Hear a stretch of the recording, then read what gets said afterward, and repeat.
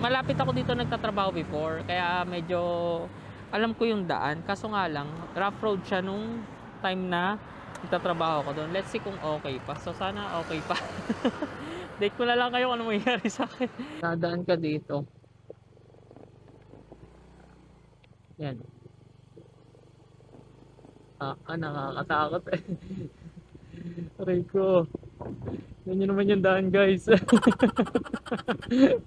Par Parang may white lady sa dulo. Nakaban ako, Lord. Guide me. So, sa halagang 60 pesos, ito yung dadaanan natin. Aray mo. Buti na lang nagpagawa tayo ng shock natin sa harap. Eh, yung sa likod medyo sumasagad yung shock natin kapag mabigat yung dala nating customer. Like pag sa humps. So, kailangan natin magpalit ng mas magandang shock.